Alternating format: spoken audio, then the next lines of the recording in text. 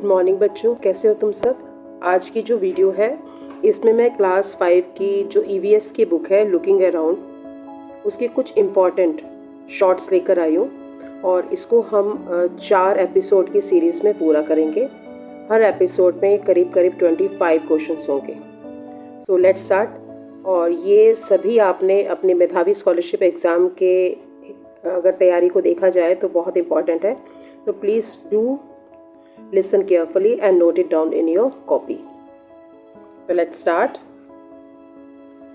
तो सबसे पहला है हमारा कि सांप के जहर को ख़त्म करने की दवाई का नाम होता है सीरम।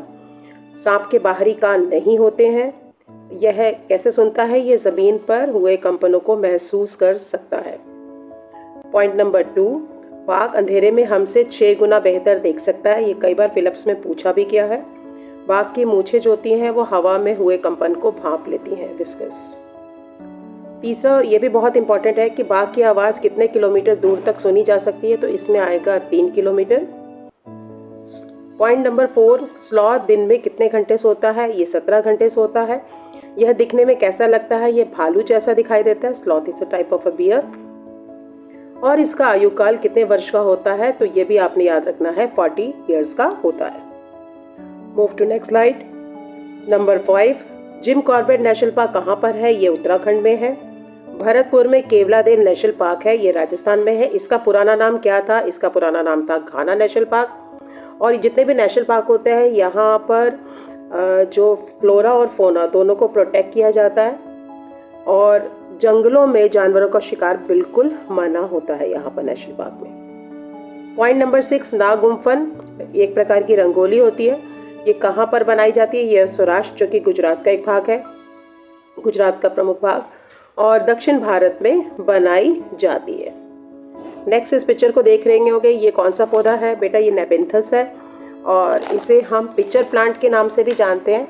यह पौधा कहाँ पाया जाता है? यह ऑस्ट्रेलिया में, इंडोनेशिया में और भारत के मेघालय राज्य में पाया जाता है। यह पौधा कीड़े मकोड़े खाता है क्योंकि इस पौधे में नाइट्रोजन की डिमांड जो है वो पूरी नहीं होती। इसके लिए उसको बाहर से एनिमल्स लेने पड़ते हैं, खाने पड़ते हैं, ताकि उसकी नाइट्रोजन की आवश्यकता को पूरा किया जा सके। Move to next slide. Point number 8 है, स्विट्जरलैंड के जॉर्ज मेस्ट्रल ने 1948 में वेल्क्रो को बनाया था। ये फिलिप्स में आ सकता है। पॉइंट नंबर 9, मिर्च को पुर्तगाल देश के व्यापारी लाए थे। कहाँ से लाए थे? दक्षिण अमेरिका से भारत में लेकर आए थे, ठीक है। और भिंडी अफ्रीका से आई थी, ये कुछ फिलिप्स में आ सकता है। यूरोप से आए थे गोभी और मटर, और सोयाबीन जो थी ये आई थी चाइना से, यानी कि चीन से। यहाँ आपको एक फ़ोटो बनी हुई दिख रही है और नाम भी आप पढ़ सकते हैं, अल-बरूनी। पूछा जा सकता है कि अल-बरूनी उज्बेकिस्तान से आया था, कहाँ से आया था, और उसने यहाँ के लोगों के बारे में क्या कहा था कि यहाँ के लोग तालाब बनाने में माहिर हैं। Move to next slide. यहाँ देखेंगे हम, पॉइंट नंबर 11 है गढ़ सीसर। इसे कब बनवाया गया? इसे 650 वर्ष पहले बनाया गया। इसे किसने बनवाया? इसे जैसलमेर के राजा ने बनवाया। राजा का क्या नाम था? गढ़सी। 9 तालाब इससे एक दूसरे से आपस में जुड़े हुए हैं। इससे कितने तालाब जुड़े हैं ये भी पूछा जा सकता है। बावड़ी क्या है? ये सीढ़ीदार कुआं होता है। हैंडपंप का पानी कैसा होता है? ये खारा होता है क्योंकि ये ज़मीन के नीचे का पानी होता है। आप सोचेंगे कि जो रेन वाटर होता है वो तो मीठा होता है, बट जब हैंडपंप का पानी हम ज़मीन से निकालते हैं तो बेटा वो खारा होता है। क्यों? क्योंकि जब जो रेन वाटर है वो ज़मीन पर जाता है तो हमारी मिट्टी में ना छेद होते हैं, उन छेदों से पानी नीचे की ओर आ जाता है। जब नीचे की ओर आता है तो यहाँ बहुत सारी चट्टानें होती हैं और उनमें नमक, सॉल्ट और बहुत सारी इम्प्योरिटीज़ घुली होती हैं। तो जब ये नीचे जाके स्टोर होता है, ग्राउंड वाटर लेवल पर होता है, तो इसमें बहुत सारा सॉल्ट भी ऐड हो जाता है। मैग्नीशियम के और कैल्शियम के सॉल्ट ऐड हो जाते हैं और जिसकी वजह से ये सारा पानी खारा हो जाता है। नेक्स्ट आप देख रहे हैं कि ये देखो, ये मैंने गढ़ सीसर की फ़ोटो डाली है आपकी किताब से ही। दुनिया का जो सबसे नमकीन सागर है, सी है, वो है मृत सागर। सभी समुद्रों का पानी जो होता है वो खारा होता है क्योंकि जो नदियों का पानी वो मीठा होता है।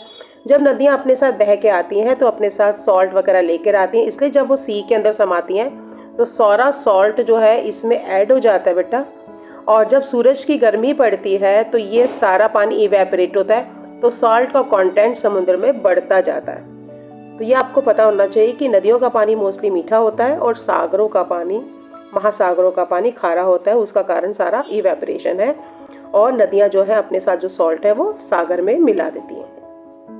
अब हम बात करते हैं सबसे नमकीन सागर की। ये है मृत सागर, जिसे हम डेड सी भी कहते हैं। ये कहाँ पर है? ये जॉर्डन में है, और यहाँ पर 1 लीटर पानी में 300 ग्राम नमक। ये कई बार फिलिप्स में पूछा भी गया है कि उसमें कितने ग्राम नमक जो है वो खुला हुआ है, और ये आपको याद रखनी है संख्या।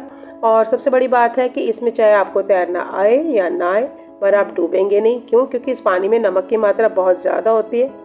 ये पानी के घनत्व अथवा डेंसिटी को बढ़ा देती है। नेक्स्ट हम आते हैं, सिनकोना पेड़ की छाल से मलेरिया की दवाई बनती है। उस मलेरिया की दवाई को हम कहते हैं कुनीन। ये आज भी इस्तेमाल होती है, और ये आपने ये पेड़ देखा होगा और ऐसी छाल ज़रूर देखी होगी। मोस्टली हम लोग इसे दालचीनी के नाम से भी जाना जाता है इसे। इसकी छाल हल्की सी लाल होती है, और इसका प्रयोग हम बहुत सारी औषधियों में भी करते हैं। Move to next slide. Point number 14 है कि एनीमिया रोग, जिसे हम खून की कमी भी कह सकते हैं। इसमें किसकी कमी हो जाती है? हीमोग्लोबिन की। हमारे जो रेड ब्लड सेल्स है, फाइटर है, वो कम हो जाते हैं। इसे हम आयरन की कमी भी कहा जाता है। और आयरन जो है वो प्रचुर मात्रा में कहाँ मिलता है? जितनी भी हरी पत्तेदार सब्जियां हैं उनमें मिलता है, गुड़ में मिलता है, आंवले में मिलता है, और चनों में मिलता है। तो बच्चों, इसको हमने अपने भोजन में ज़रूर शामिल करना है। रोनाल्ड रोस ने बताया था कि मलेरिया जो है वो मच्छरों से फैलता है। ये भारतीय मूल के वैज्ञानिक थे, और 1902 में इन्हें इस खोज के कारण कि मलेरिया जो है वो मच्छरों से फैलता है, उन्हें नोबेल पुरस्कार मिला था। पॉइंट नंबर 16, मीज़ो भाषा जो है ये मिजोरम में बोली जाती है। यहाँ एक और क्वेश्चन भी बन सकता है कि खोनदोनबी की भाषा कौन सी थी? ये थी मीज़ो भाषा। Point number 17, mount Everest Himalaya की सबसे ऊंची चोटी है। इसका नाम नेपाली भाषा में सागर माता है, और इसकी ऊंचाई है 8,848 metres. Move to next slide. यहाँ पर आप देख रहे हैं कि पॉइंट नंबर 18 में है कि बचेंद्री पाल जो है भारत की पहली और संसार की 5वीं महिला थी जिन्होंने कॉन्कर्ड करा था माउंट एवरेस्ट। और ये डेट भी आपने याद रखनी है, 23 मई 1984 को, यानी अपने जन्मदिन से ठीक एक दिन पहले इन्होंने कॉन्कर्ड करा था। नेक्स्ट है पॉइंट नंबर 19, गोलकुंडा किला कुतुब शाही सुल्तानों के द्वारा 1518 से 1787 तक इन्होंने इस पे शासन किया था। यहाँ पर 87 बुर्ज हैं, ऐसे होते हैं बुर्ज जो कि दीवारों से ज़्यादा ऊंचे हैं। ये संख्या भी पूछी जा सकती है। यहाँ पर एक तोप है जो कि कांसे से बनी है, यानी कि ब्रोंज से बनी है। और ये जो ब्रोंज है ये एक टाइप का एलॉय होता है। इसमें 2 मेटल का मिश्रण किया जाता है, 2 मेटल्स को मिलाकर ये बनता है। फर्स्ट है तांबा और दूसरा है टिन। कुचिपुड़ी जो है वो आंध्र प्रदेश का डांस है। Point number 20। पॉइंट नंबर 21 कहते हैं कि कारीगर जो होते हैं पत्थर को छेनी और हथौड़े से काटकर सुंदर नक्काशी करते हैं। तो इसमें पूछा जा सकता है कारीगर जो है वो नक्काशी करने के लिए कौन से 2 इंस्ट्रूमेंट इस्तेमाल करते हैं? तो आपको याद रखना है छेनी और हथौड़ा।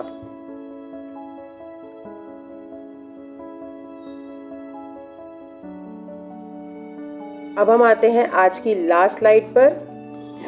म्यूजियम शब्द आपने सुना होगा, इसको हिंदी में कहते हैं संग्रहालय। संग्रहालय में क्या होता है?